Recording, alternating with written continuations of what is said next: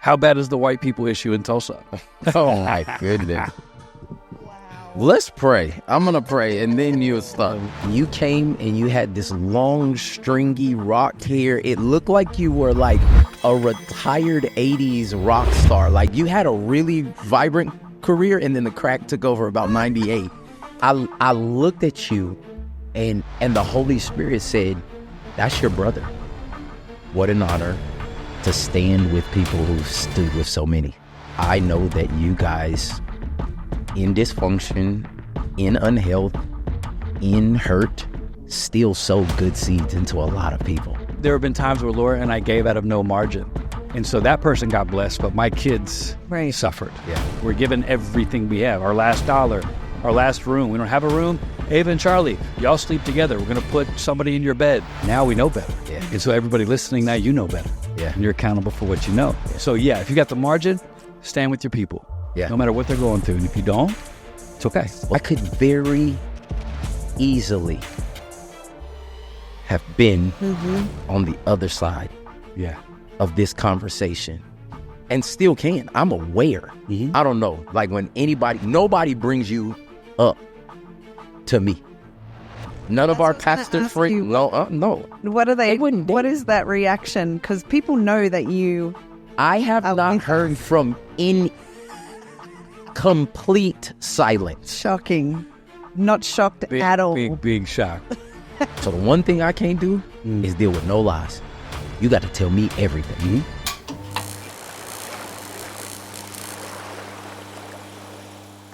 Lights On Podcast. My guy, my brother. Yes, sir. Mike Todd. We here. Laura Lentz. Hello. We have been thinking about this for a really long time. Yeah. So to sit here is surreal in the coolest way. It's God. I'm going to cue tears in about 5 seconds. No, it's God. Like this story, this journey, the war, the battles, the blood, sweat, tears, therapy, the workouts, the trauma, the anxiety. I mean, so many moments over the past almost 3 years of us walking hand in hand, doing life together, being honest with each other. When it hurt, when it was embarrassing, when it was like, my bad, like, I didn't know I still felt that way about this or that, or it's been probably the most authentic, genuine, vulnerable, relational, like cocoon. Yeah, bubble.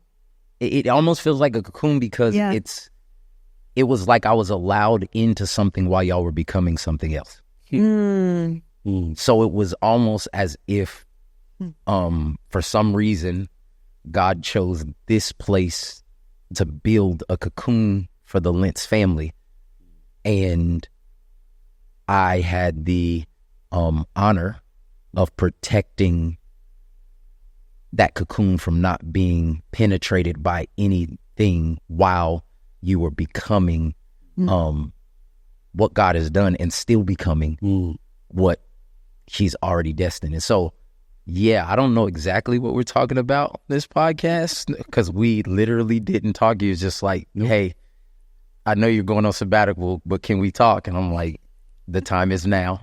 And I just felt spirit-led that now was the time for us to sit down like this. So, yeah. I know you're enjoying this episode with Carl Lentz and Michael Todd, but I have to interrupt. My name is Hector Guerrero. I work on the Lights On podcast with Carl, and this is a powerful conversation. I was in the room producing this show between Mike and Carl, and it's amazing. It is a roller coaster of emotions between inspiration, crying, and being motivated and inspired, and just turning the lights on quite literally in every aspect of their journey. And the best part is we're doing a 30% discount for the whole month of August, okay? Don't play. We got you, okay? 30% off. Whole month of August. Tap in now, and you're not only going to get the full-length version of this episode, you're going to get extra episodes with Carl and Lecrae and Tim and other amazing talent that we have the honor to work with. And you're going to get the first information about our events. Because let me tell you, we do have B-Side live podcast show events coming your way to your city. And we want to let you know first. So we love you guys. We hope that you're turning the lights on in your life and you're being inspired to watch this show and spread it to others. And I'm going to get out your way. Please enjoy the rest of the show. Peace. I think the next chapter of this pod, we wanted to just bring in people, that have changed our lives and they have a lot to offer. And I think it has to start with you. On this one, it has to. And yeah, it just is really cool. It's a cool moment of, I'm super grateful. I am cognizant of the fact of always where we could be and where God has brought us. And Tulsa, Oklahoma. 918, stand up. I will backtrack to, for the 3 people that might watch and not know you, 2.5, your road has been spectacular and it's been, impacting. I was in South Africa preaching at our church in South Africa, and I kept seeing this clip go around of this dude on a treadmill, just running, going, and I stopped dead in my tracks, watched it, and I'm like, man, this dude's awesome. And so I just sent you a DM because that's, I just like getting random encouragements, like to give it, and just said, brother, I don't know you. This is a great word and you're incredible. And then, you hit me back, and that's when we started talking. Yeah. All the way across the world. That's so great. It makes sense that somehow, some way we'd be here. So fast forward a lot of life, and, all of our stuff goes down, and we end up post-apocalypse in Bradenton, Florida. Yeah. And I want to take a second to give a shout out to my guy, Randy Bazette, who is just a true hero to our family. But he was one of the first guys that was like, hey, come here. We were headed, we didn't know where we were going to go. Yeah. And we're trying to pick it. And Randy called me and said, hey, I really felt compelled to let you know you're welcome here. The Bayside Community Church, Christian Church. I love you and your family, and I want you guys to come here. It'd be a great spot to just start to rebuild. And I said, Randy, you're going to catch some heat. And he goes, do I look like I'm a guy that worries about heat? Exactly like you would, but from a Randy Bazette way. And he and his wife, Amy, and his boys, his family just embraced our kids and our life. And that was such a traumatic time where we barely remember Florida. It's like a whirlwind. Mm-hmm. And Randy gave us time to just breathe and to just be. And we'd kind of float in and out of church and just trying to get our heads together. And after about a year of that, we started feeling a little bit better, a little bit different. And I talked to Randy. I said, I feel like there's a shift coming. I don't know what it's going to be. And I find out you're in Tampa. And we were texting, and I said, I'll meet you down to wherever you are. And I went to a hotel because I think y'all were filming a video. Mm-hmm. And we met, and we talked for, damn near 20 hours. Yeah. That's my evangelistic exaggeration. It was, no, for real, like 5 or 6 hours. And we just talked and talked and talked. And listened to Morgan Wallen. We listened to Morgan Wallen. Yeah. We listened to Unreleased TC. Yes. So I was like, what are you listening to? I was playing music. It's like, I have no worship to show you, but this guy Morgan Wallen, I feel him. Yeah. We listened to like 10 songs of Morgan Wallen. Watch this one here. I'm sure you're like, okay. I'm like, no, watch this one. And so you showed me more worship and Jesus. I showed you Morgan and drugs and drinking. And we had a great time. We had a great time. And you said, towards the end, you said, hey, why don't you just come up with your family, just hang out and just be around for a little bit. And so you flew my family up. We didn't have the means to do it then. And we came, at that time, it was me, you, and Roman. Yeah. Mm-hmm. And we came to TC, and we were just blown away. I think. There they are. No, they're not coming. No, I think when you go through huge traumatic things with what you have loved your whole life, which for us is the church, mm-hmm. I had maybe subconsciously written off my involvement with church. I just was, I don't know. You said those words to me when we were in the meeting. I did. You said, I don't think I'm going to do church. Yeah, I don't, on any level. Yeah. And, we came in, and it just was undeniable. Like, so I had to describe TC to a couple of people. One of the ways I've described it as a giant hug. I don't know if anybody else, I might have to coin that phrase, but TC, it's a hug. If you want to step in there, you have the courage to put your foot in this church, the vibe of the church is a hug. And we sat there and we listened to worship, and we were a wreck.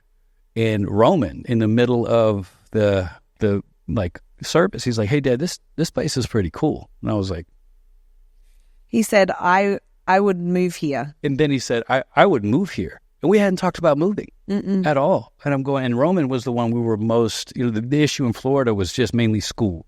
Couldn't really find a fit. We loved Randy, loved Amy, but that was a big deal. And Roman was like, Dad, because he just said he'll never move again in Florida before we left. And we're here, and he goes, I would move here. And I was like, it really isn't in the cards, bro. But, that's fine. And so we had such a impacting visit where all you did was just love us and hug us and hang out and let us know that I'm too therapized to apologize. So now I just hesitate. I got cussed out by my therapist about 2 years. She said, if you ever apologize for your tears, we can't meet anymore. I'm like, oh, well, I'm sorry. But you can retell it. Let me finish my spiel. You're skipping so much. A lot. I just want to catch people up, and then you can jump in. And so after talking, we're on a plane going back, and I look at Laura. I said, what are you doing? She's like, I'm looking at houses. I said, where? She said, in Tulsa. And I was just like, what on earth? And, we went home and started thinking and started praying, and you and I talked, and all you had told me basically was if y'all, want to make a move, we love you. I got you, and there's a place for you here. And just meaning as a human being. And this is my version, so everybody can tell their versions. But, when I remember locking it in, going, hey, we're going to come, my over concern was, bro, I don't want you to catch any more heat. Yeah. We live in such a ridiculous, although no pastor should catch heat for welcoming in anyone, let alone somebody who is in dire straits that just blew up their life. Although that should be the case, it's not the world we live in. I said, you're going to catch heat because you're a leader, you're a lightning rod as it is. Last thing I want you to do is catch, and you stopped me pretty much mid-sentence, and you were like, bro, we're prepared. This is what we choose to do. And if we choose to do something around here, this is what we choose to do. And you said it just like you're sitting there now. And I just thought, I don't know, man, these people are pretty nasty, but you're not unfamiliar with that side of our faith. And, so we get here, and for the last almost, it's been over 2 years, and how long exactly? Oh, it's been almost 2. Close to almost 2. 2. Yeah. But we've just been in every stage of progression as a family. I'm for the first 3 or 4 months, I started worrying, are people going to think because I would be uncontrollable with tears, and every song would be like a message, and we just would be having our own moments. And you would put people around us that were just almost like, I wish you would look at them weird. Like they're handling business over here. That's just a TC way anyway. But, over the course of the time we've been here, to get to a place where our family is filled with joy and laughter and smiles. Mm-hmm. When you're in a valley and you never know if you're going to see that, that's everything. And there were definitely dark moments where I thought maybe we'd keep it together, but I don't know about being better. I don't know about being healthy. Right. And so to be sitting here with you, with my kids over here and us just having a life that is filled with hope, you just had so much to do with that, and haven't had the chance to publicly say anything. And I do now. And I want you to hear it. Thank you. Mm. We would not be where we are if you had not put your hand up and said, I want to run into this fire. Mm-hmm. And the effect of it on my family, only in heaven. Someday we'll be able to see all the people that Roman reached, and Ava and Charlie, and what we were able to, come out of. And I just, from the bottom of my heart, if we stop the podcast now, it would have been worth it. But thank you, because this is who you are. The Mike Todd that we get to know is just a spectacular human. Forget about the stuff that people think they know about your gift and your platform, whatever. But I described somebody to you the other day. I said, what's Mike Todd like? I was like, you mean stay-at-home dad? That Mike Todd? Because there would be a persona that goes with a platform. And I'm very familiar with that. And whether you tell people a million times, it's not true, it's not this, it's not that. People are people. But your life consists of praying, reading your Bible, getting yourself spiritually ready, hanging with your family, doing your job, coming back, doing the same thing. Yeah. This is what you do. if people are like, what's Mike Todd's life really like? I'm like, do you really get yourself a pillow, my guy? Because I want to roll with Mike Todd. Do you? You want to sit on his gym floor and watch him do crunches? That's why we're doing the podcast in my gym right now. You really? Like that's, you're just a very simple, strong, confident, steady, consistent man. Yeah. And those are all things that are the most special things about a man. We haven't talked about what you do. That's who you are. So that's just what I've been waiting to say. You know, I love your family. I love you. We wouldn't be where we are. What an honor. Helped. What an honor to stand with people who've stood with so many. So I believe the Bible is real when it says you reap what you sow.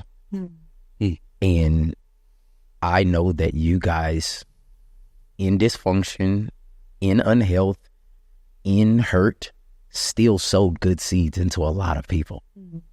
Still showed up when people were at their worst. Still like gave what you had to help somebody see Jesus. And I didn't know it was going to fall into our laps. Like, I mean, in my mind, there were at least 70,000 other places that the Lentz family would end up. But the truth of the matter is, the Holy Spirit prepared me, my wife, this church for this honor. Because people, especially in church, they pray to actually handle a lot of resources, money. But if you read the Bible, it says true riches are people. Right. So the test of money is to see if you can handle money so you can actually be trusted with people. And one of the things that we've always tried to do is handle resources well. And I was like, okay, God, I'm going to steward over what you've given me.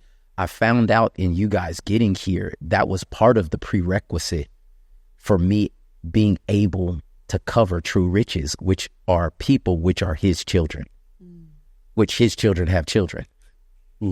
And he cares so much about everybody that he will only trust certain people with people who've proven that they can handle what's precious to him. So when you say thank you to me, I'm like, I don't even know how I got here. Like first thing is like, this was not a plan. This was not but it was a bunch of obedience. And so that's why I said you missed so much of the story. Maybe that I've never told y'all in like a succinct way to how I even had the courage and the audacity to obey God in the face of what could be perceived about this.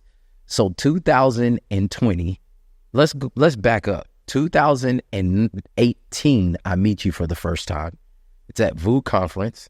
You don't even remember me because you were Carl Lentz and I was a black guy with a VU shirt on because I didn't bring enough clothes. Oh my gosh. And so... Is this the VU conference where you went late night to get McDonald's after a fancy restaurant? Yes, because y'all be eating them 5-course meals that don't taste like nothing, and I needed food.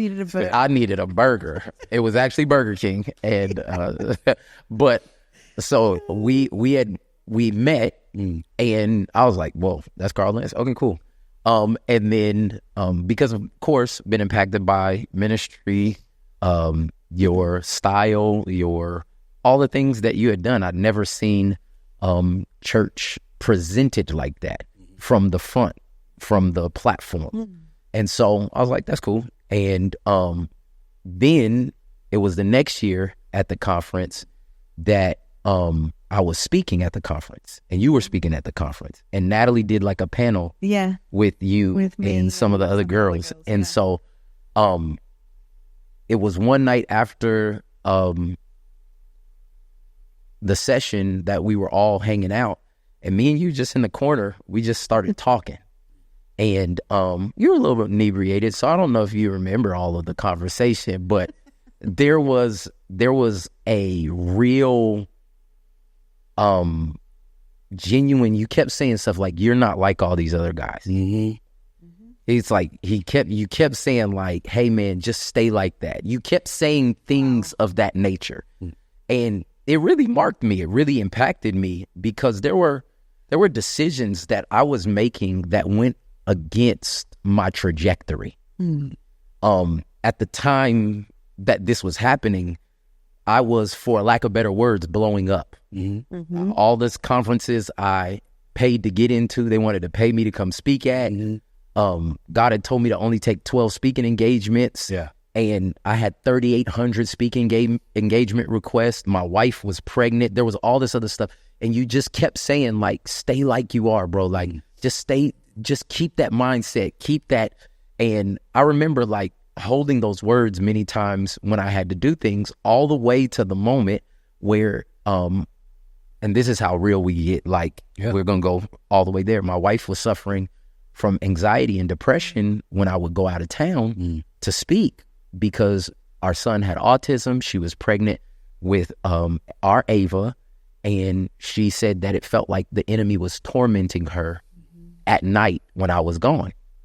And the Holy Spirit told me, he said, cancel all your engagements. And this is when I had gotten invited to speak at Hillsong. This is when I got invited to speak at, and I'm not going to name all the other conferences, because probably some of them are still salty because I canceled all the engagements. I canceled. And I thank God for covering. I thank God for Tim Ross, because I called him. I told these people I was coming. I told them that I was there. They've advertised it. He said, but all those people would tell you from the platform that if your family is a priority, then you have to make that your first ministry. And I was like, that's true. And when I did that, some people were not nice about it. Right. But I made the right decision, and I canceled 6 months of speaking engagements. What you don't know is that you called me January of that next year because Hillsong was moving locations. You called me on a Wednesday. Yes, I did. And I need you to come on Sunday. You said, I would never do this, but I need you to come on Sunday because we're moving far down the street, like past where people would come. Yeah. They would come to see you, and they did. Yes, and it was crazy. Like, and this is the thing. That was the first engagement my wife gave me clearance. Wow. To go on. It was the only thing on the books because I canceled everything. And it was January. And that's the dinner. Yes. Now I remember. And it was January, and we brought Bella, and we brought Aaron and Bree. Yes. Y'all don't even remember. I don't remember. Yeah. With Aaron, Bree, me, Nat, and Bella. With you at that steak restaurant. And Catch Steak. Yes. Shout out. And that was the moment that sitting at the end of that table with some Wagyu beef on the stone. You said, I'm gonna protect you, man. Remember that. You said, I'm gonna protect you. Like you gotta stay like this. It was the same language that you were saying a year earlier in that thing. He's like, you gotta stay like this. It's just you're honest, you're authentic, you stay like, and it was like passionate, leaning up to me like at the table, like, and I was like, man, okay, like, yeah, I'm gonna stay authentic. Like I'm gonna stay like this, whatever that means. Crazy ass. Like, and so what ended up happening was I came and did that. The year keeps going. It's 2020. Yep. COVID hits. I'm freaking out about my book coming out because I'm supposed to go on a book tour. You call me. I'm just telling all the moments. Yeah. I want to put together all the moments. You call me out of the blue and you're like, what are you doing? And I was like, I'm freaking out because this book is about to come out and they just cancel all the things. He's like, what? This is the best thing that could ever happen. Not the people dying. Like, this is so Carl Lentz. He's like, not the people dying, but everybody's at home. Yeah. He's like, this book is going to blow up. It's going to go everywhere. And I remember being in my back hallway, like the green room hallway. That's where I was when you talked to me. Wow. And I was like, it's gonna be okay. And the book came out that Friday, and it blew up. It did things that, I mean, it's in like 10 languages now, over 1 million copies. So on New York Times bestseller list for 87 years. No, it was followed by the next bestseller, followed by the next bestseller. It was God, man. Yeah. It changed the generational trajectory for my family. But your encouragement was like, oh man, this dude is like, okay, like I didn't call him. He just felt led to call me, and I needed that at that moment. And then it was about 7 months between that moment and the next moment we spoke. And the next moment we spoke was the day everything blew up. Yeah. Yeah. The day. The day all the stories came out, the thing. Me and Natalie were in Colorado doing counseling intensive, working through all of our stuff with MJ, trying to get healthy. And nope, let me back up. Before that moment, we were at a staff advance in Shangri-La, Oklahoma. Look that up. Those two words should never go together. It's we were there, and it was the last day of our staff advance. We had 2 full days, and that night I could not sleep. 4:00 in the morning, it felt like the Holy Spirit woke me up and said, there's going to be a lot of ministers that fall, and Transformation Church is going to be a lighthouse. And you are going to bring those people and do what I tell you to do. It shook me so much that I have 100 people that were at the staff advance, witnesses. I got up the next morning, and it's recorded.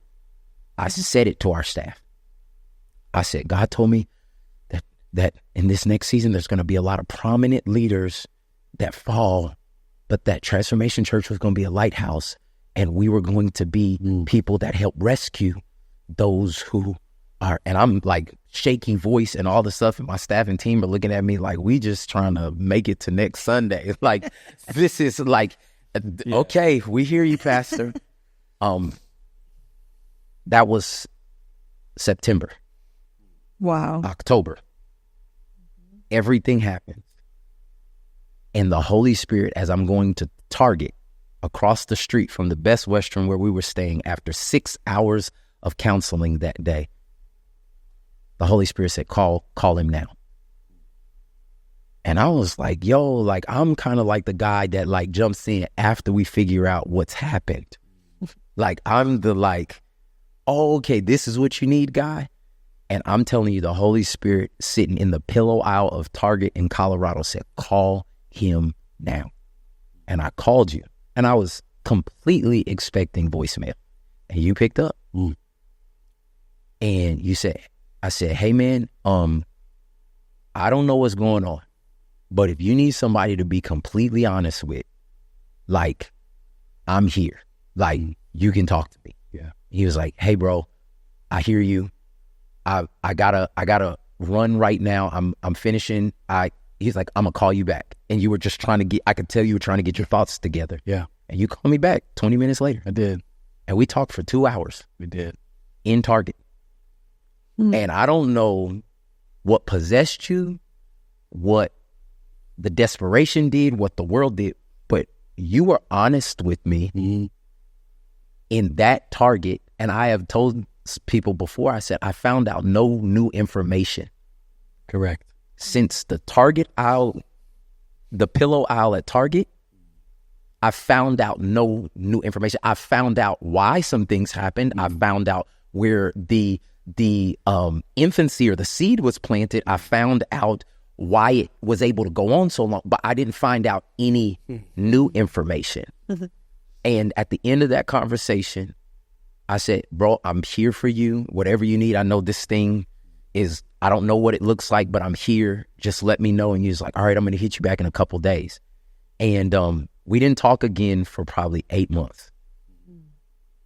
And one of the craziest things is my wife really is my family, her family, and good. Jesus, and she's good. It. She don't need, y'all know that, she don't need stuff, she don't need light, she don't want none of it. Like, and for some reason, for 8 months, she would always ask, have you talked to Carl? Have you talked to Carl? She don't ask me that about my own brothers. She don't, because she knows they're good. They're right there. Yeah. But literally, Yeah. have you talked to Carl? You should call Carl. You should text Carl. You should, and I mean, she has never in the history of ever done that with anybody. And so many times at her request of her prompting of the Holy Spirit, because I'm more of a like, if it's in front of me, I got too much to go. I'm making it happen. I got to keep moving. Yeah. And she would be the whisper of the Holy Spirit and say, you need to check on him. Mm-hmm. And I would text, I would call, I would do everything, but nothing. Mm-hmm. And then I was headed on sabbatical, about to turn off my phone because I go away for about 5 or 6 days. Special note to all the pastors: when Mike Todd takes a sabbatical, he does it correctly. He sure does. He's not doing meetings, doesn't take phone calls. No. Just a thought. I'm turning my phone off and I get a text from you, and I still have the text. It was like, hey man, I thought you said you were going to be there for me. Yeah. I'm working with my counselor right now at putting people in the right place in my life, and I just needed to see what was up. Yeah. And I was able to send you back text messages. Yeah, you did. And Christmas wishes and telling you like, bro, I've been trying. I guess your number changed. And you said, oh, expletive. I wanted to be mad at you. Yeah. I thought you were like everybody else. Yeah. And I had been for 8 months trying to get a hold of me. Trying to get a hold of you. Mm. And I told you, I said, hey man, I'm about to shut my phone off for the next few days.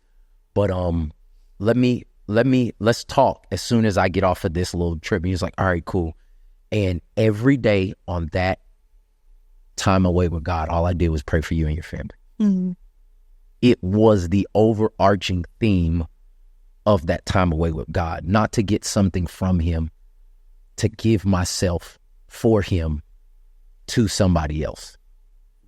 And every day I was praying for y'all, and it would not get up off of me. Like it was, I'm like, God, what is, and so the day I got off sabbatical, I called you and we just started talking every week. Yeah. And then my birthday was coming up. So this is now November. Well, yeah. And I'm like, hey, y'all should come to church for my birthday. He's like, man, I don't know that. And I was like, and then it was kind of like, I don't want to really be seen at church type of thing and all that stuff at the first. And then a couple more conversations, and it was like, bro, we just don't have the resources to do that. I said, I didn't ask you that. Mm. I said, this is my birthday gift to myself. Mm. I was like, I would love to see you, but that only happened because when I got off sabbatical, I said, I'm coming to have dinner with you. Mm-hmm. Mm-hmm.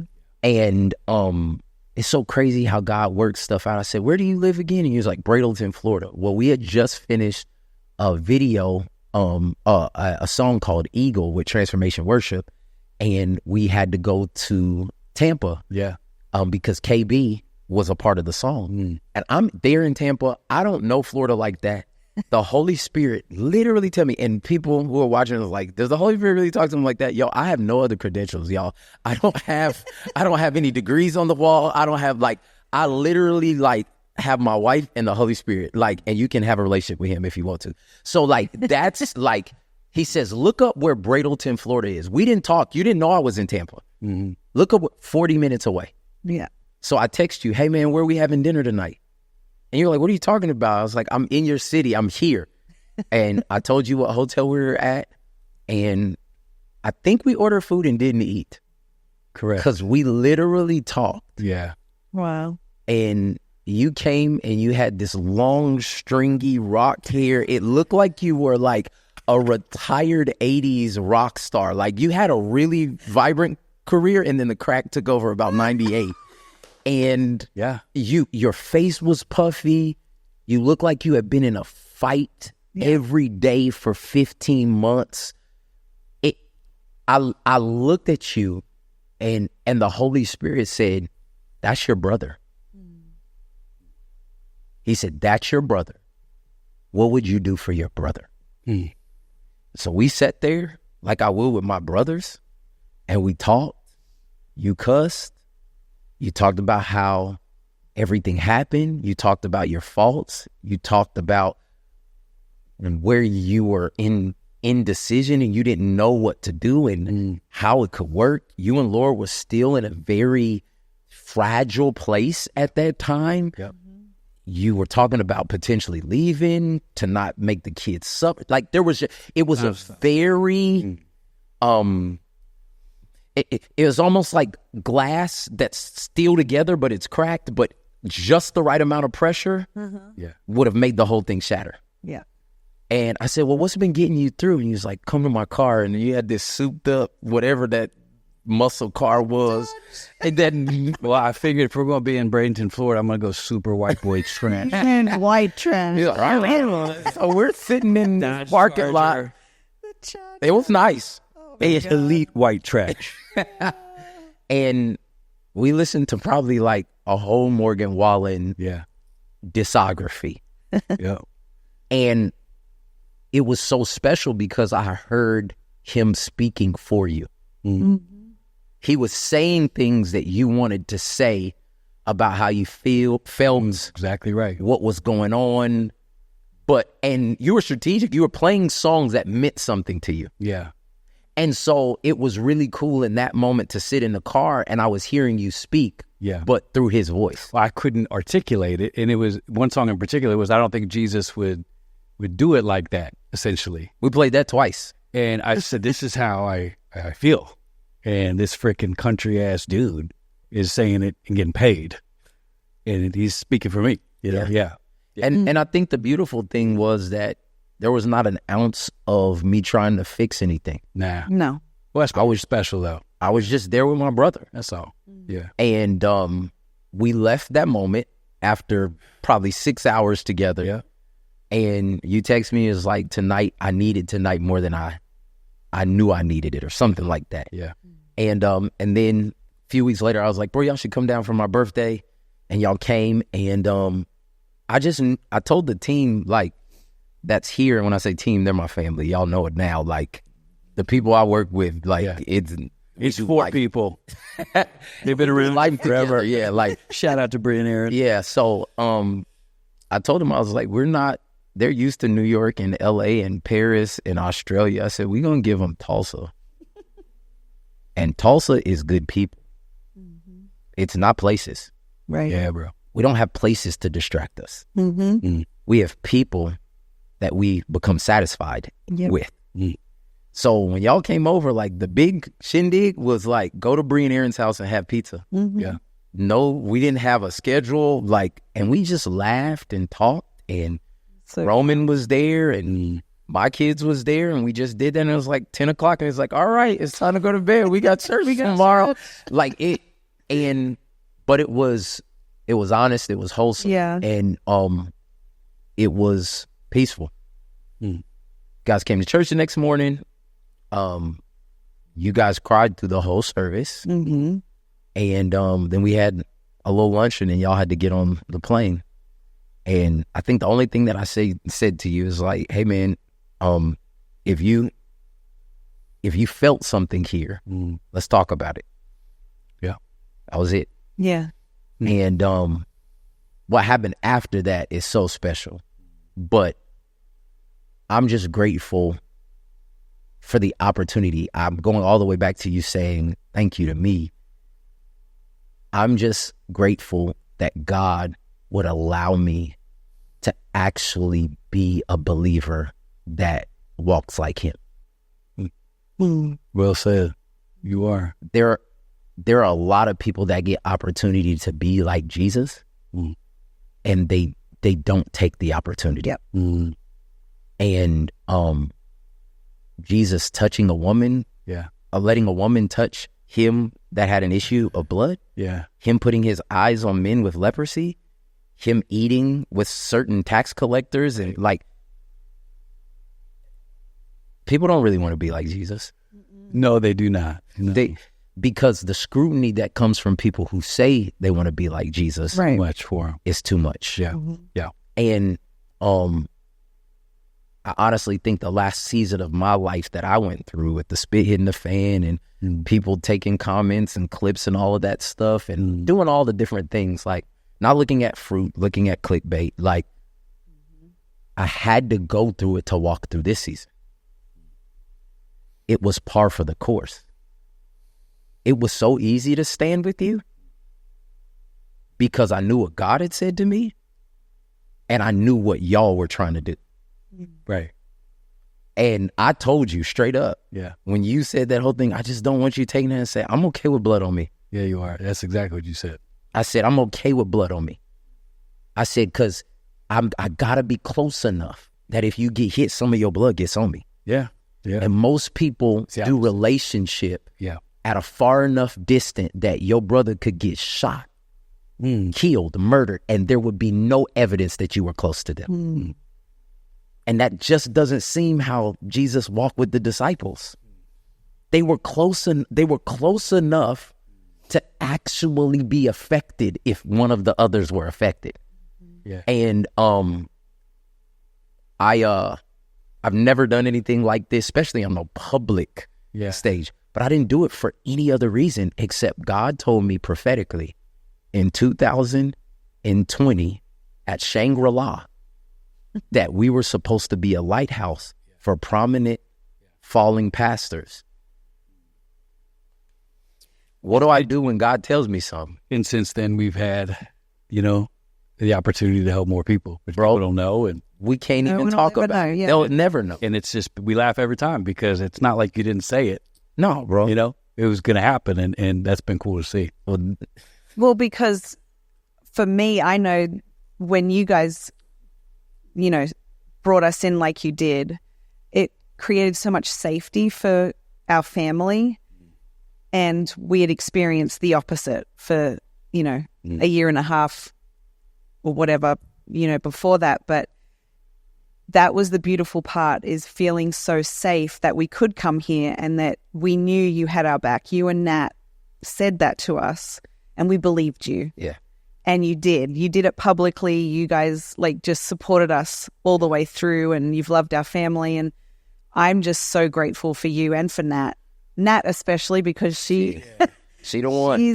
She's a bad A, and I freaking love her so much. But I just appreciate you guys. We love y'all. And go ahead. What were you saying? No, I said we love you, and this is why I've waited this long. Yeah. You've asked me to do the podcast. I'm like, nah, I don't want people to think that our relationship is based on anything. Yeah. Yeah. Yeah. Except that's my brother. I love him and I'm down for y'all no matter what.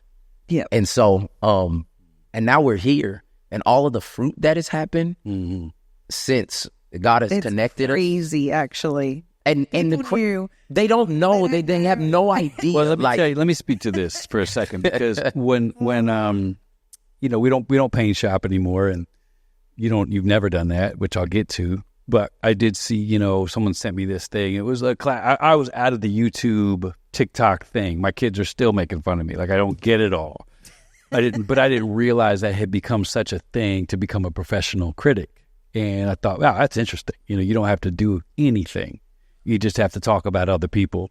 And then somehow people are going to think that you somehow have an authoritative voice. So that's just a whole other podcast, which I'm just going to go to town on that. I'm going to let y'all have that. Shocking.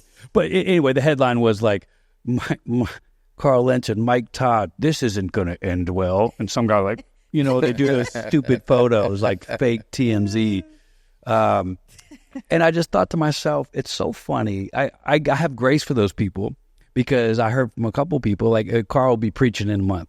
He'll be preaching in 2 months. There's some big plan. I just thought it's so sad that people have grounds to think that. It's okay, because that's what people do. We're not doing that. If they only knew what this really was and who you really were and who we are to a degree, you wouldn't have that criticism, because you think ministry matters. Right. That's what I found out. That's what I found out about all the people who are so quick to ask what we're doing or make sure we're not doing something. And it's like, oh, you put a huge value on this. What you don't know is that we don't. It's awesome, but we're not, it was just literally, and still is, such a far, it's not even a part of this. Like, we came because I wanted to be around a friend again that was healthy and had areas of his life that were so above reproach that just by being around it, I would, by osmosis, by proximity, begin to internalize what I've always wanted to do but never did. And it's happened. But that's a credit. It's a credit to your really easy, simple, beautiful life. I often told people, when you criticize some people, you do understand you're just fueling that rocket ship. And you're one of those guys, because they can keep coming, but your wife loves you. Yeah. Your kids love you. your family honors God in all that you do. You love Jesus. You're very simple. So it's like, if you don't get it, cool, but direct your stuff elsewhere, because this brother ain't seeing that. Well, the truth of the matter is, I want to go back to something you said. You said ministry doesn't matter that much. It mattered too much in one season. Yeah, sure. 100%. Well said. And that's what allowed so much to be missed, because it did. And people want it to matter that much to me. Right. That's a great point. And what they don't realize is that my ministry is not on the platform first or second or third. Right. It's when you get around to it. It really is. And in a beautiful way. That's what I'm saying. It's hard to explain, but you've seen it up close. 100%. Like, well, it's not a lack of respect. It's a utmost reverence for. If I'm going to do that, let me honor God by doing what because that's really God's job. It's First Timothy. Yeah. It's like, how can you go out here and do all of this if you can't handle your own household? Yeah. So like, I'm not going to go. There are countless ministers that kill it every Sunday and Wednesday, and their life is in shambles. Their bodies are in shambles. Yeah. They have secret addictions. They have hurts. They have pain. They're business partners with their wives, their kids. It's transactional. It's Jordans and trips. It's not a relationship. Yeah. And it's like, but they look great. They sound great. The church is killing. The doors are slammed. We opening new campuses. And it's like, yo, I don't want any of that. I didn't want to be a pastor. Right. I am a pastor as a sure sign of obedience to the God that I have fear of, that told me, like, this is what I have for you to do. Yeah. And you can go off and do all this. I'm gifted at a lot of other stuff. Freaks. Like, I've heard other pastors say that, and they're not actually being honest. I heard a pastor get up one time, and he's like, I can do anything. I'm like, no, you couldn't, my guy. You could do nothing. That's why you hold on to that thing like that. You're one of the rare that actually can literally do whatever you want to do and flourish. As a producer, you're better. You might be. I've been around some great producers. I'm from Virginia. We know you're from Virginia. 757. Miss Pharrell, Timberland, Missy. Come on, tell us the list. Go back again. Teddy Riley. Come on, we know where I'm from. He rehearses this every Thursday. It comes out of me naturally. I'm from the land of the hit makers. Shout out to Virginia Beach, Virginia. What you gonna do? You're just as good. And so I just wanted to make sure people understand when you say that, it's actually real. Yeah, I'm not caffing on that one, as the young people would say. The truth of the matter is, like, I want to obey God. I want to live a life that at the end of my life, the fruit speaks. Not my words, not the buildings, it's like, at the end of my life, I want the fruit to speak. And the truth of the matter is, to think that the Lentz lineage is part of the Todd fruit. Crazy. Like, to be able to show up at Charlie's high school graduation. Yeah. To be able to buy Roman some cool shoes he likes for his birthday and see his trust restored in people that do Jesus and are around his dad, just being 15, 14, 13 and watching your world literally, and to see him, he's inside right now playing with my kids. Like they go to church by themselves. They go to church on Wednesday nights by themselves in the front row, at prayer, bringing friends. I mean, my children's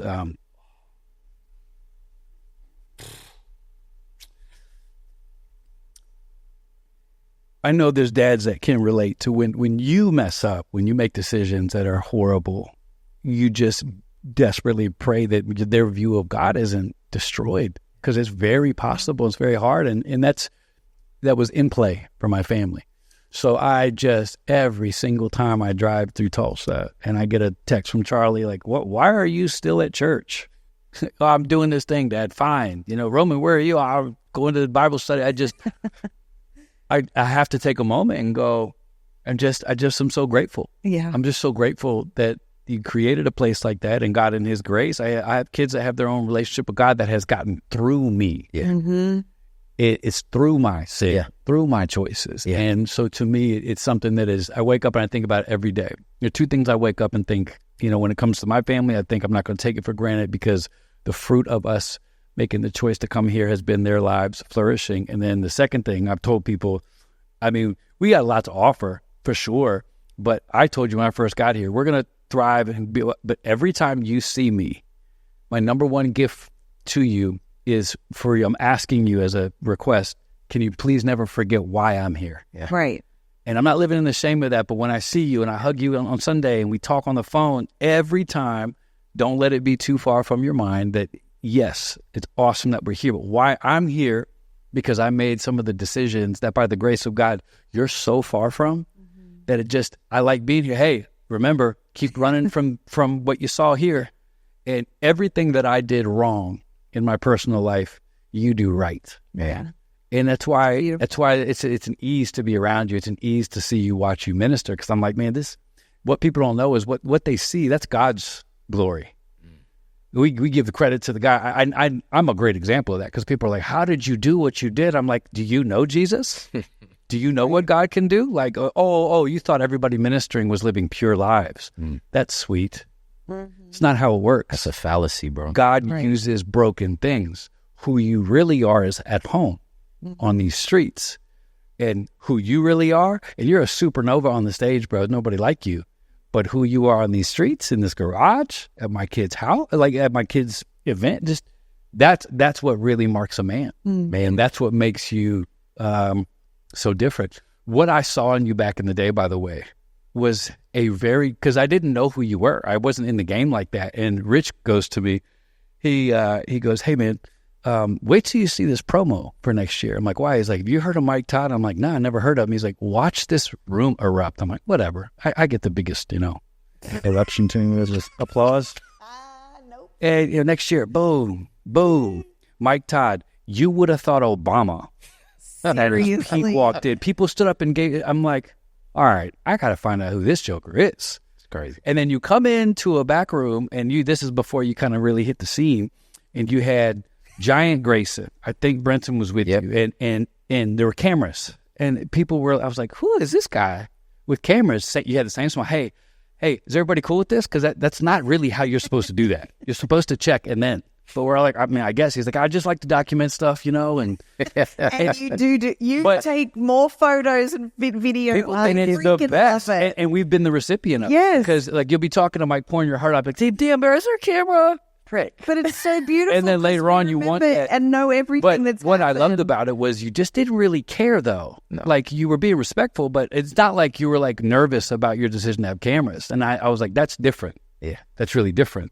And then I started hearing after you had started to rise a little bit, I was in a green room when people were doing what they do, which is talk negatively about other ministers, because that's what ministers do sometimes. And you hear about Mike Todd canceling dates. I said, are you talking about the young guy from Oklahoma who wanted to stay home with his wife? That Mike Todd? Correct. That he canceled on you? Oh, because he wanted to take care of his family. Yeah. Crickets.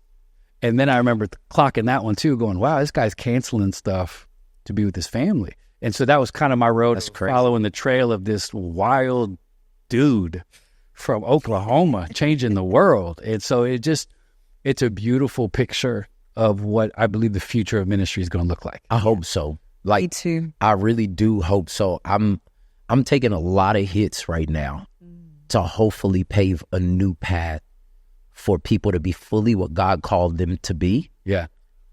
But not sacrifice the thing they prayed for. Beautiful. Prayed for their wife, prayed for their family, prayed that God would use them, prayed that they would be healthy. And then literally on the altar of being famous, people talk about you're a celebrity preacher. That's not my job description. I didn't. How many times you tell people? I didn't sign up to be heard by a lot of people. Well, I also said on my last podcast, there's about 2 celebrity preachers. There's about 2 million people who want to be celebrities. And there's only about 2 or 3, you being one, that actually has real life impact. So whenever everybody uses the term celebrity preacher, I'm always like, who are you talking about? Which 3? There's not like an epidemic of celebrity preachers. There's a bunch of people who use that term as a disparagement. Yeah. And then there's a bunch of people who secretly kind of want to be that, but that doesn't really exist. Those people don't know fame, and they don't know what celebrity is. They know in their little conference, everybody wants to take a photo with them. You step outside of wherever your little town is, that's kind of your impact when it comes to fame. So I love the fact that you can push back on it all you want. People are going to say what they want, but you are, if they were to describe you, it's Mike Todd, the stay-at-home dad that preaches. That's who you are. That is actually who I am. That's exactly who that you is are. actually who Mike Todd, that will give you, be careful what you say you need around Mike Todd. Yeah. Because he's probably going to give you a better version. Yes. So if you're hungry, he's going to try to probably know somebody who owns Costco, and he's going to give you the Costco. Hey, man, my feet hurt. Well, here's a car. My shoes didn't fit, but now I have a car. That's how you live, and it's not because you have money. You were living like that when you didn't have money. Yeah. That's what people forget. And true generosity is not a matter of money. No. It's a heart posture and a mindset. A matter of the mind. Yeah. And you embody that. So it's just fun to finally be able to say some of those things. Carl has been telling me that I can't wait to get on a podcast and say that he has a list of things. Well, you don't talk about yourself. I can't. And you don't, you don't talk about, you shouldn't, but you don't talk about yourself, and you are classy. So you have kept on going despite murmuring, because number one, to make a difference in this world, there will be people who don't like you. You're more secure than I was. That's something that is special about you. True security allows you to weather storms and keep going. Insecurity gets you to get caught up in that storm and make you question if you were headed in the right direction. When you're secure, you can walk right through a storm, which you have had plenty of, and there's more coming because you know where you're headed and why you're going there. And it's one of my favorite things about you. I don't worry about you in that regard. God has given him a backbone of steel. Doesn't mean you don't have feelings. Right. Doesn't mean you don't get hurt because we're human. It just means it's not going to get you. And I've been insulated. I love that about you. I'm insulated with, number one, a great wife. I'm insulated with an amazing family. I got a praying mama. Hold on. A praying mom. Hector, we have to cut to a clip of Brenda Todd. She is not a praying mom. She is a supernova volcano of encouraging fire. Be careful if Brenda Todd prays for you. Hope Tommy Todd is around to catch you. Yeah, that's the prayer. Yes, because when Brenda prays for you, and I wish people could see your, you see your brothers. Yeah, I have 4 amazing. They don't brothers. know how deep and how potentially nasty. Well, I don't go anywhere without my people. That was one of the things that when you met me, I was with 2 of my brothers. Yeah. Yeah. I think shout out to Tim Ross, who really allowed me to choose to do it differently. Yeah. He gave me some practical tools at the beginning of my ministry, one of them taking a sabbatical every year. And I was in my first year of pastoring. He's like, you got to take a sabbatical. I'm like, the church will not be there if I go away for a month. It has been the healthiest thing. I beg guys. Carl, I beg pastors. I've heard you do it, brother. To take 4 weeks off. And then I said, give me the phone. Yeah, and then you go off. They don't listen to you. Give me the phone. I mean, but I beg them, and they pull out spreadsheets and talk about the growth season and the giving season. I'm like, man, you are stupid. If you don't, pastoring is the only sport that doesn't have an off season. Yep, you are correct. So football got an off season, hockey has an off season, NBA has it. So even when do you get surgery? When do you go and say, hey, I may need to rehab this? Because Sunday come every Sunday. Right. The family continues to grow, the people, and I'm so grateful that I was given permission by my spiritual oversight to have an off season. And because of that, I get recalibrated every year. It was in that season, in that time, that I was able to have the bandwidth to pray for you and your family. It was when I was in my off season that God was like, I'm going to give you a burden for the Lentz family. I didn't know. I mean, I knew that y'all wasn't coming to Tulsa. Let me be very clear. Mike was like, white people? No, Lord, boy, yes, stop. It was. You know you asked God. That is not at all. A black family. Now, tell the truth. White family. Tell the truth. Tell the truth. Is Transformation Church an actual diverse church? 100%. That is 100% true. Is it heavily so primarily black? Absolutely true as well. But there's diversity, bro. But it's more. I know. I just felt good because I used to get the same kind of flack, and I used to be, no, it's legit. Yeah, it is 100% diverse. So diverse. It just it has a. I don't put it as much on ethnicity as I do spirit. Yeah, the spirit of TC is just loud, powerful, fun. Yeah. That's what you're going to get when you walk in there. People aren't used to that. Yeah. Those aren't adjectives that are supposed to describe a local community of believers. I told God if I was going to do it, I had to do it as me. Yeah.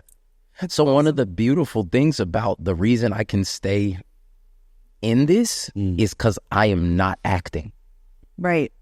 I do not put on, I'm the same person in this gym when we playing music and that I am on the platform.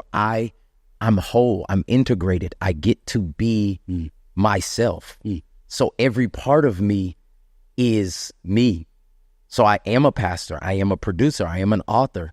I'm a comedian. Yeah. I'm a jokester. I am kind. I'm generous. Like, it is me. I don't shut any of those things off because of the room I walk in. Let me say something about this because I feel like there is as we shift, hopefully, ministry models because of men like you being now a full-time commentator, which there's no wonder so many jokers do it. What a great life, you know? I'm not going to build anything, but man, I'm going to talk about everybody who does. Pull up a chair. No, I think that there's a different thing to look at for why you follow someone. So I don't care if your church has 50,000 people in it. Is that guy happy? Does he go home and sleep? Do his kids bounce around? And there was a moment where me and I think with Judah, a couple of my other friends, we just were looking around going, man, I don't know if we're seeing a lot of that. Yeah. And it worries us. It worries me. We were younger. And some people made adjustments. You know, Judah's one of the guys who made an adjustment. I did not. But I still saw, I'm like, I don't necessarily want to be like some of the people I used to emulate because, you know, like the church thing is God. Yeah. It's like, so if you're a young minister or a young businessman and you're looking at somebody like, man, I love this guy, the way that he does this that's cool. But I'm more interested in what happens when his take is over and he goes into his rented Lamborghini and he goes back to his very sad life filled with pain. Yeah. That's what the ministry stuff, God's going to breathe on it and he's going to touch it. That's what he does. But I'm more interested in shining a light on who you are outside of that. So anybody who might be, how am I going to formulate my life? You got a pretty good model. You're a pretty good representation. And up until 2 years ago, I would have said representation. Now I've refitted my semantics around my culture, which is represent. Come on. Only Mike, Todd, and Beyonce can just make up words and people just start rolling with it. When I first met you, I'm like, it's daughter. I'm like, it's represent. And you'd be like, with your big smile, it's represent. I'm like, no, Mike, English is English. No, it's represent. I had a conversation with Ava's English teacher at school because she was reading the thing and she was like, and now we represent. And she was like, that's represent. She said, no, it's not. Good luck telling Ava Todd anything like that. She said, no, it's not. That's represent. I know that. It's in my daddy's garage. That's funny. Yeah. But the truth is, I want to represent God. Yeah. I want to represent him, represent him, like be what I didn't have. Yeah. When I was growing up, Carl, I didn't have anybody that made me want to follow Jesus. Yeah, I get that. It was just Jesus. And like, it was like, I know Jesus is great, but like, you represent him and you look like trash and you sound trash and your life looks trash and your wife does not look at you like she loves you. Right. And your kids hate going home and y'all are out here manipulating people for money and like, and doing these hotel conferences, trying to like get people to join your pastor's group. I don't want any of this. Like, this is whack. Yeah. And God said, I've called you to do it, but I want you to do it differently. Yeah. Yeah. And there's just certain things that are non-negotiables. We don't even have really an offering time at our church. Like literally we tell everybody, hey, there's boxes outside. this da-da-da. We teach on giving. We show the fruit of generosity. But like, there's certain things that I'm just not going to play with because either this is God's church or it's not. Yeah. And if he shuts Transformation Church down, I'm going to be fine. That's the thing that nobody realizes. A lot of people say that. A lot of pastors say that. I'm going to be okay. 100. You will do it. We will. I believe you. But you've spent more time building your personal life than your professional life. When people can say that, you can almost guarantee that their life is going to be fruitful. Right. And that's why God won't let me get out of it. Well, think about the swap. So here's what I'll give you an illustration that I got in rehab that just it was hard to realize it was true. But she got a teacup of water and she poured it and it overflowed. And she said, basically, you have been giving your family this on the tray. The dribbles. And you have to say real disparagingly about the dribbles, do you? I'm in the middle of a real point. This is a real honest podcast right here. You're going to take shots at me? The spit left over. The other day, we were having a conversation with people, and I was emotional because we were doing marriage renewal vows with a friend, and I poured my heart out about how awesome Laura's been, and she goes, "You're welcome." That's why I love Laura Lentz. Back to my... I got you. Your analogy. Yeah. Teapot. Your tea cup. So she said, you've been giving your family, your life, what's in the tray. Everybody else has gotten the substance. Yeah. Never been God's design. It's got to work the opposite. And God is so good that the tray leftovers of your health is better than all of the contents. Yeah. The other way. Yeah. And so now that's my focus is like who gets the best of me, the brunt of me. Yeah. And then anything left over, I'm going to give away. I live my entire life the opposite. And that's my fault. That's nobody else's fault. Like there's a lot of things that we look back on and I'm like, I don't know why we had to go through it like that, but we did. Yep. We also didn't know. And I don't think a lot of people, pastors and preachers and all that, they don't know what they don't know. Now, I feel like you know, and you can still turn it around. Yeah. And so hopefully people learn from us and from you because you're doing it the right way. So it's so beautiful. Add in CEOs, parents, not just pastors. It's anybody that 100%. Lives with pressure. Yeah. Great. Anybody that lives with pressure, because what ends up happening is you feel like you have to give your best to the thing that's going to keep you in this image. And it really is where you have to trust God and do the opposite and sow in places where it might not show up for a long time. Right. Yeah. Like when you sow into your kids, it might not show up for years. Whoa. And then all of a sudden, your oldest daughter brings her boyfriend to church and they're sitting in Bible study. Yeah. And he wants to talk to me and talk about God and like, but that's something y'all sowed for a long time. Right. I also say, bro, let's just say there's a guy he's a truck driver or he works like a 8 to 9 shift. And immediately you feel intimidated because it's like, well, I can't give as much time to it. It's not about quantity. No. So my question is, if you have a big life, are you putting as much effort and intention into your private world, which is always going to be with you, as you are your professional? Because the truth of the matter is you can do it at the same time. Correct. Yep. What are you listening to while you're in the truck? Yes. What are you putting in? What are you reading? Are you on YouTube watching all of this stuff that is not going to actually help you become the better? And so that's where it really is about intention, not time. So if you're a busy dad and you're watching and you hear this and you're like, well, I'm definitely not giving my best. And it's not even a fault. It's just sometimes it's a light bulb moment. You would never have caught me saying that. Back in the day, I would have been like, I'm giving my family my best. I didn't know. Yeah. The first thing you got to do is plan it. Yeah. Just start there, start with the calendar. And so TC revolves around your sabbatical. Yeah. Most of the time, you plan this epic church and like, oh, when's Mike going to get some refreshment? Here's a spot. And that's kind of how we do our lives. It's like, we got to do this, we got to do that, we got to do this. And then where am I going to get with my daughter? When am I going to take my daughter on a date? Yeah. My proposal and submission is to flip it all and put everything that matters in your calendar and then see what fits. Whatever fits, great. And if you're in a tough spot with that, cool, it might take some time to get it there, but it's such a beautiful place of intention to start.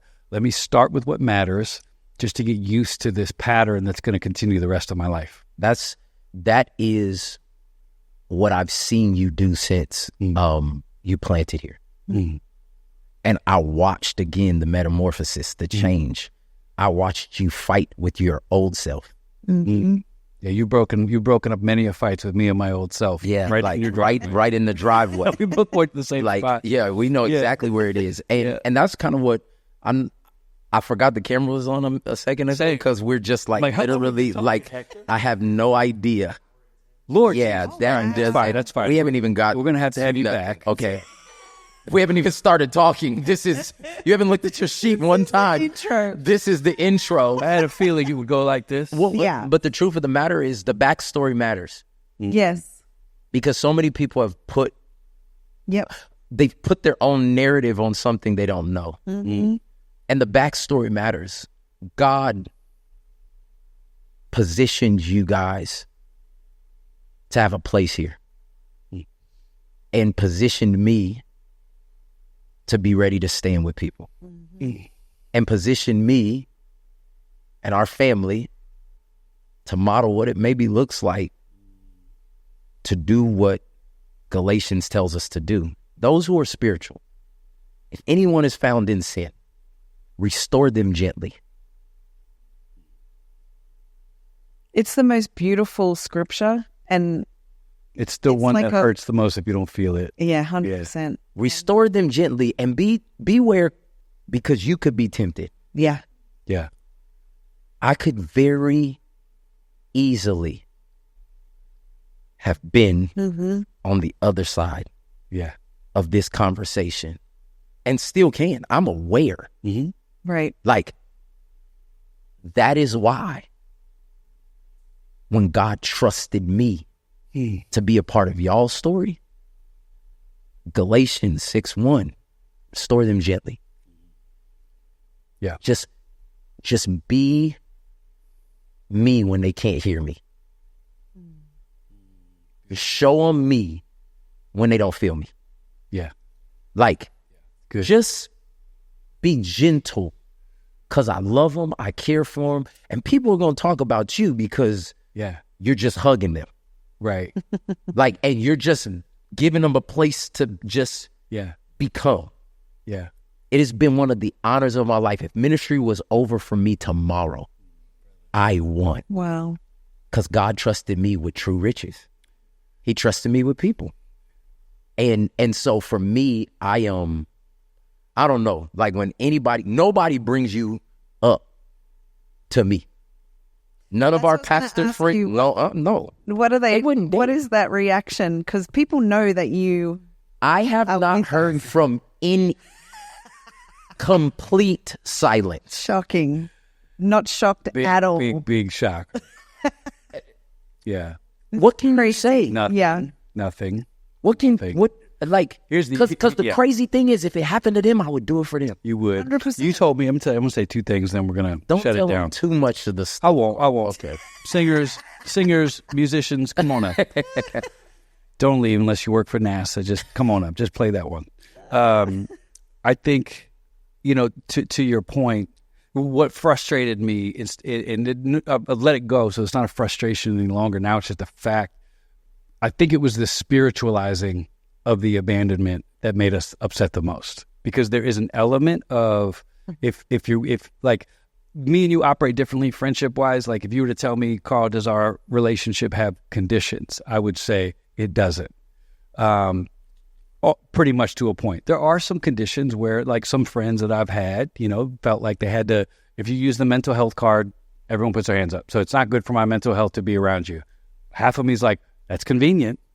When I'm in a fire, I get it. So we honor that. But I think it's when people try to spiritualize it, when the truth is we really need to reevaluate anything where if we can't stand with somebody for doing, like, as me being the guy with my arm around you, if I am worried about getting criticism for this, why? Yeah. Why is that? That's what was so confusing for me, because I like trouble.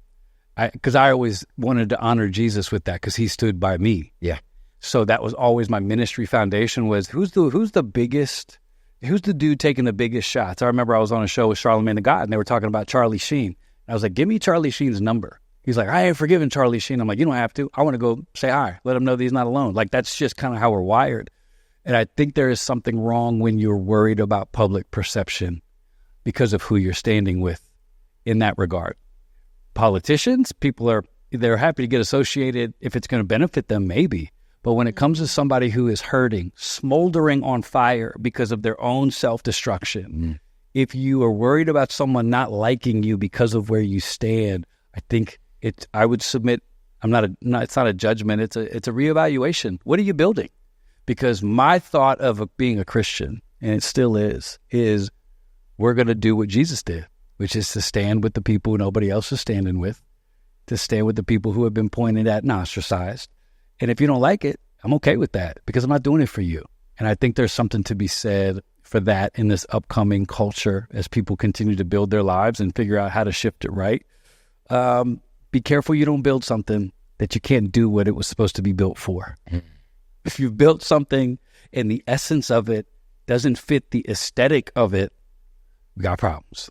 The truth of the matter is, it's just because this same situation, every pastor and preacher rejoices over the redemption of it happening at the altar every Sunday. Right.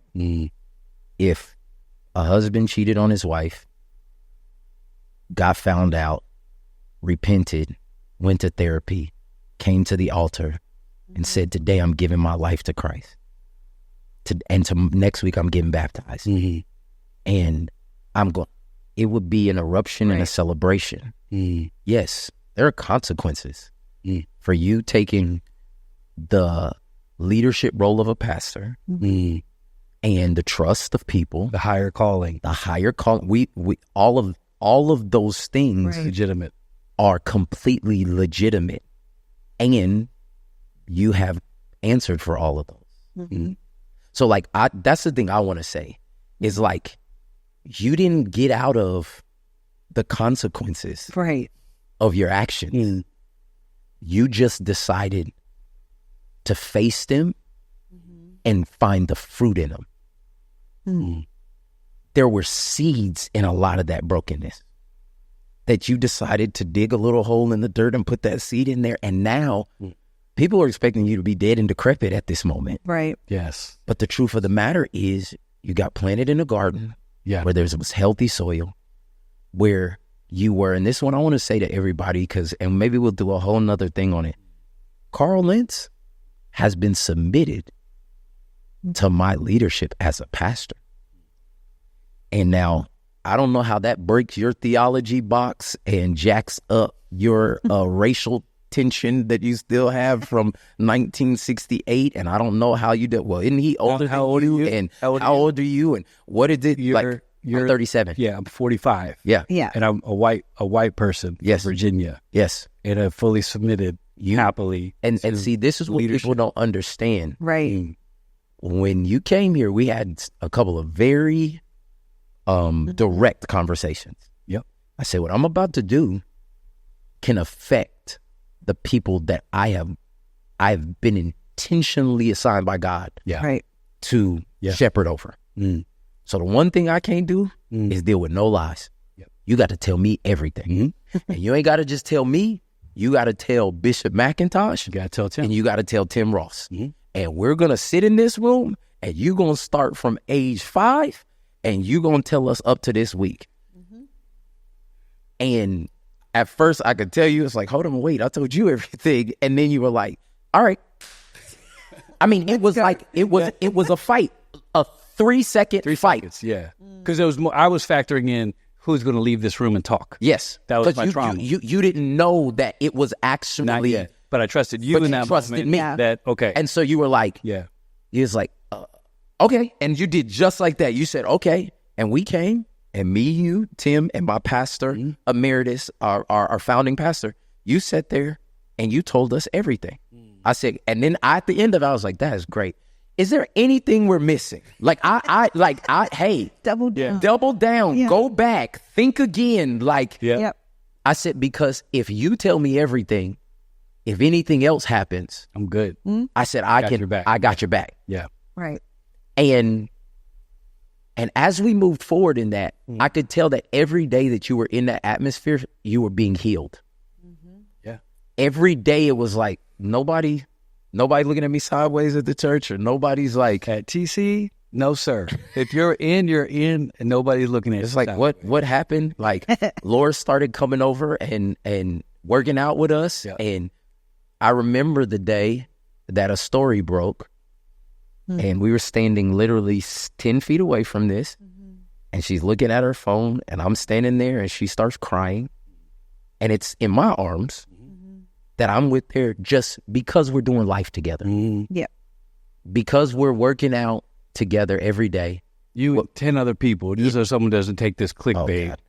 Oh, yeah. Yes, me, my wife, and everybody. Hey, listen, TikTokers. Mike and Laura have been working out together. Told you about this guy.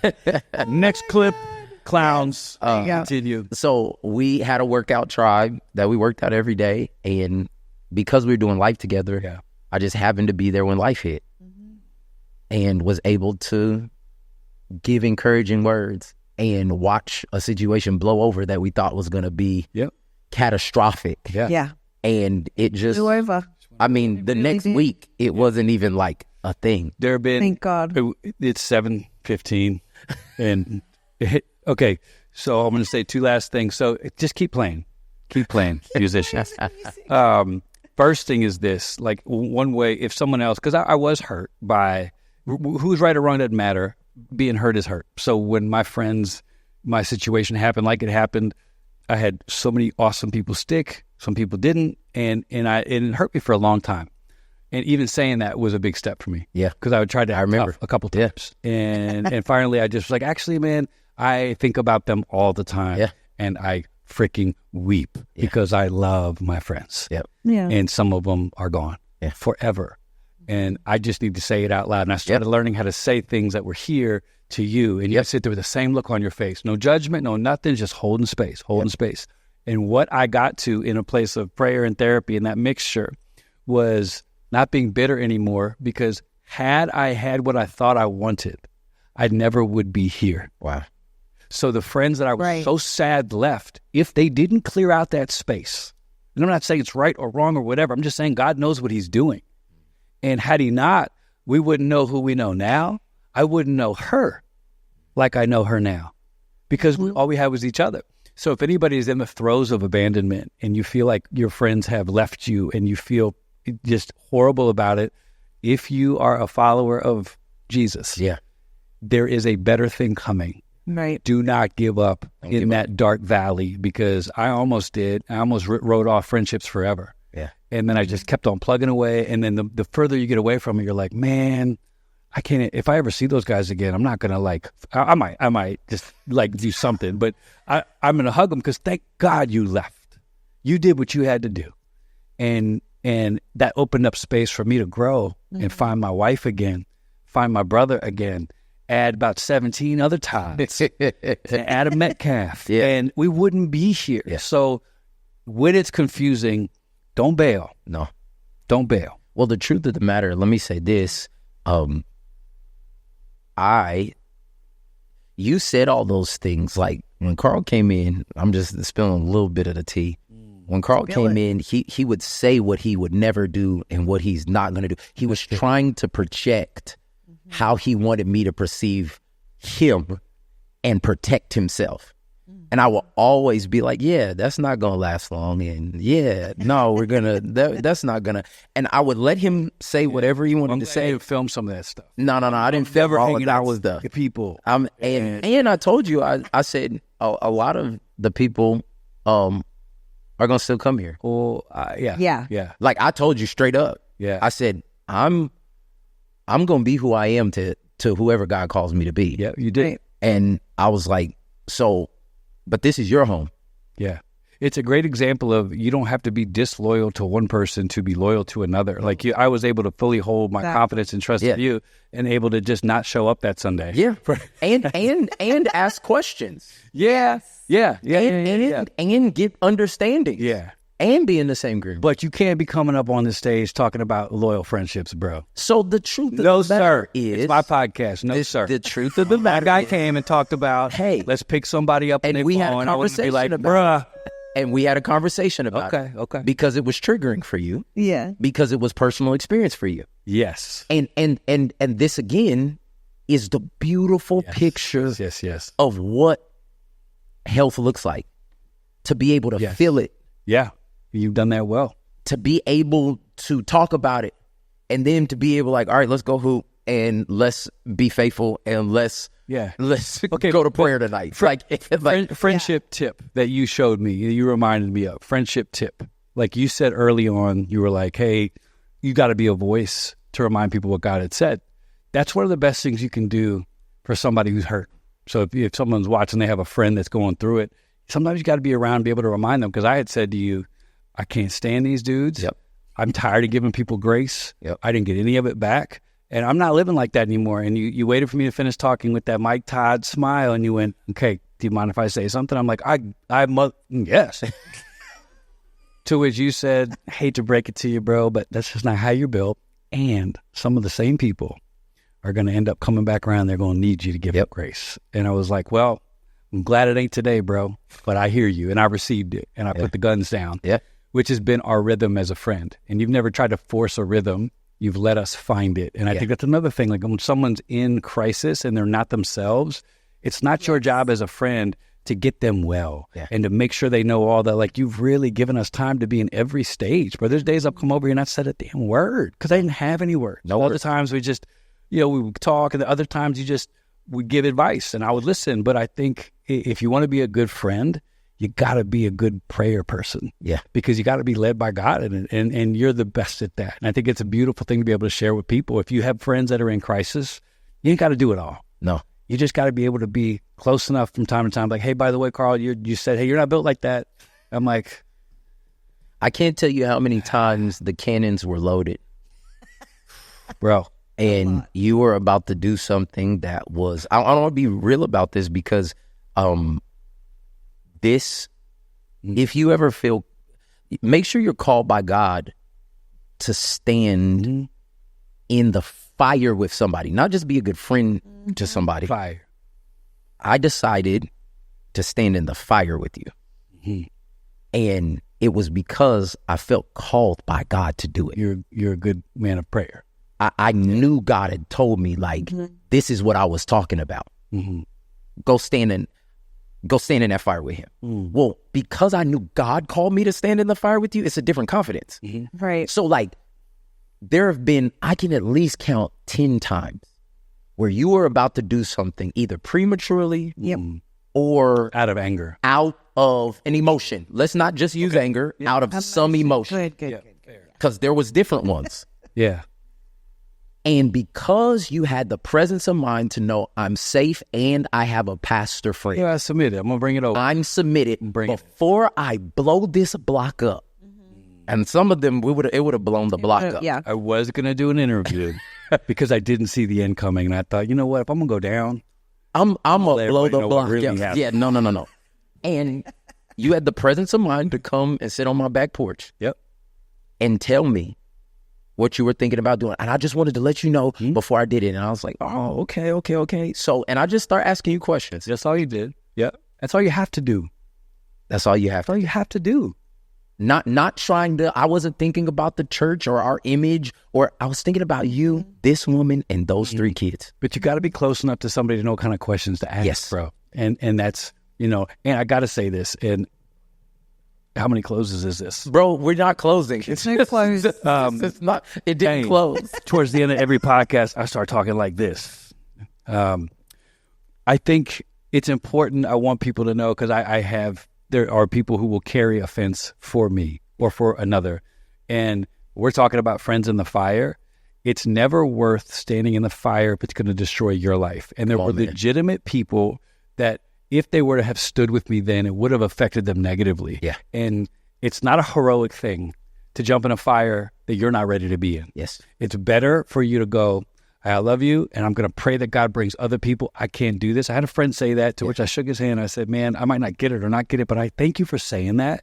that makes sense. So what we're not saying is go jump in the fire with somebody. Actually, be very careful because what you've had to go through in my fire is more than some people will ever have to deal with. You have to have the capacity for it. But you spent your whole life being in a position so God can bring a smoldering white family to your door and it not affect your house. And that's my goal and my challenge for the people who watch is try to get your life in a place where there's so much margin and so much peace. That's the word. And if you had a real nickname, it would be Mike Margin Todd. Mike Margin Todd. Do you have margin? And there have been times where Laura and I gave out of no margin.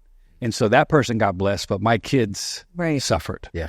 That person, and it felt good. It made sense to our twisted Christian theology at that point, where it's like, well, God will take care of it. We're given everything we have, our last dollar, our last room. We don't have a room. Ava and Charlie, y'all sleep together. We're going to put somebody in your bed. I mean, this is real stuff that we always did, not understanding that we didn't have the margin.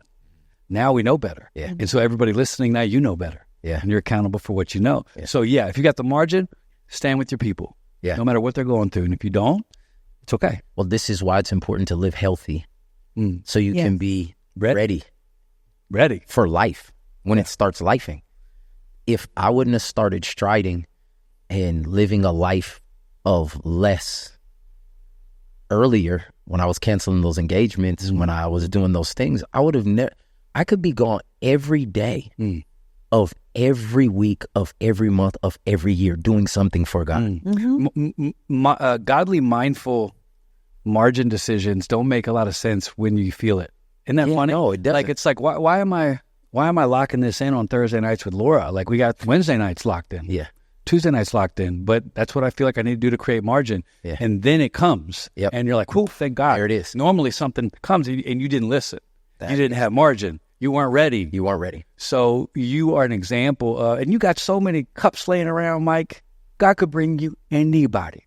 And you would treat him the same way. I was the dad. I was the guy who was strung out, metaphorically, I guess literally as well, with nothing to give, still trying to give. The goal is to be so healthy. I always tell people my definition of wealth is different. My definition of wealth is options. I want to have a wealth of margin so that I have options, and that's what you embody. So you will not get the last word on this pod. You're gonna sit there. You look like Carmelo, right, by the way. Then I'm gonna tell one story, and then you can have the last word. I want to. Your daughters are in the room, and your wife is here, and I don't think I've shared this, but me and you took a trip to Atlanta, and then we took another trip to Greenville. And you've been in tons of hotel rooms, traveled all over the world. And one thing you said to me is like, you really never traveled alone. And I was like, nah, like I roll with my guys everywhere. And you saw something the first time that we traveled together. I gave my guy my room key. And you just was like, does he always have your room key? I was like, yeah, everywhere I go. Like, he gets 2 room keys. He has a room key, can come in at any time. And then we went on the second trip. Me and you were talking in the room. It was late. I had to preach the next morning. And I was like, all right, bro, I'm going to get out. And this was probably 2 months, 3 months apart. And you were like, hey, man, before you leave, here. And you gave me your room key. And I didn't say anything in that moment, but I still have that room key in my wallet. Because that, to me, was God confirming that what I prayed for you, not what I demanded you to do or set out rules or lists or like, I wanted to be an overflow of like,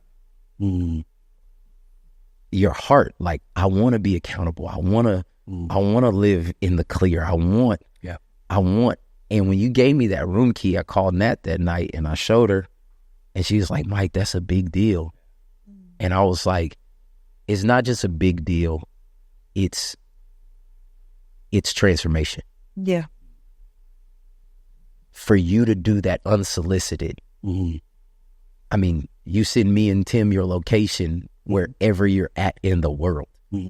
I'm in Italy. It's like, bro, we cannot get to you if you decided to do anything at this moment. But it's a pattern. But It's a habit. because of the healthy patterns, the accountability, and the transformation that you willingly signed up for, it has been your yes after the mess that has produced life for your wife and your 3 kids and so many other unnamed people. We're going to keep them unnamed. Yeah, we will.